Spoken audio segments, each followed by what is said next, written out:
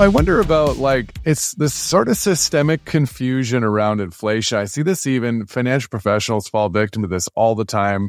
It's like the fish hook with the bait is the headline that inflation is coming down. And that even for people who understand money really well, somehow they translate that message in their head into prices are coming down, or, when really it's the rate at which prices are going up is coming down. And there just is this massive cognitive dissonance around what inflation is, how it works, and maybe it's some idea that at time, and I get it, it's nonlinear, and at different times it's less bad, but it's just the weirdest thing. Yeah, less bad implies that it's still bad. It's just less of bad. Yeah, and we think we've been brainwashed into thinking that this less bad situation of slight regular inflation is good. Like when I was in college in my different economics classes, economics made no sense to me. Like I could not, and I'm not stupid. And I'm pretty good with numbers, and I think very logically, and I love going back to base questions. And that's where economics made no sense, because I cannot address the simple questions to then build, throughout a semester of an economics class, you build these theories on top of another. I never got to the base situation of but how does this basically work? And there's no foundation that actually explains it when you're trying to approach this from a Keynesian view.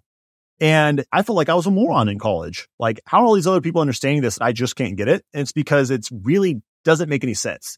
So that's where a lot of people, I think they stumble through thinking well, I guess that's, this is how money works. And it's supposed to continue to expand, and things are supposed to go slowly get more expensive because that helps our job economy, somehow, or our job market somehow. I don't know. It just does because some smart guy said it does. And that guy won a Nobel Prize. He must know what he's talking about.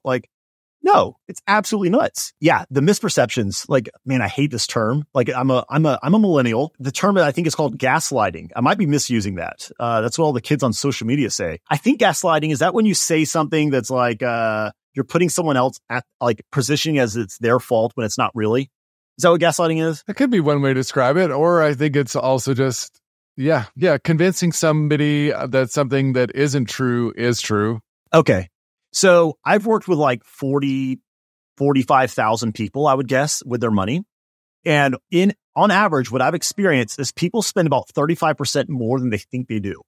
And that historically, and I'm curious, I want to rerun the sample post 2020 numbers. That's pre 2020. It's about 35% more than they think they spend. Now it's a lot more than that.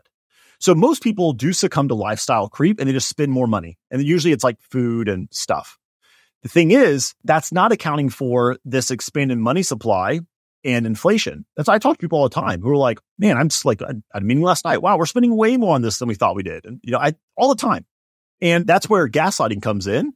Is I see this other financial planners will post on Twitter and stuff talking about oh, you just need to you need to go earn more money and stop spending and cut out this thing. And it's I get that.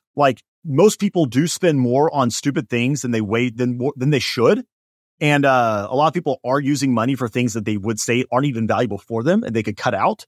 But at the same time, there is some extent of gaslighting going on by the traditional finance mouths to tell people look, this is all your fault. And if you stop buying lattes, you'd be in a better situation, completely dismissing the fact that we've expanded the monetary supply by 40% over the last couple of years. Of course, things just cost more. And dude, there's no way that old lady's pension went up by 40%. Doesn't have a cost of living. Stop getting mad at her acting like she's being irresponsible. The people being irresponsible are the people expanding our money supply. Blame them. Don't blame her. That drives me crazy. And that's where most people fail to recognize this problem. They address it at the surface level with an individual person. There is a place of accountability and personal accountability, but we are glossing it over, especially you see this a lot. Gen Z, I think it's Gen Z with the young kids. There is a place of dude, do it, make it work.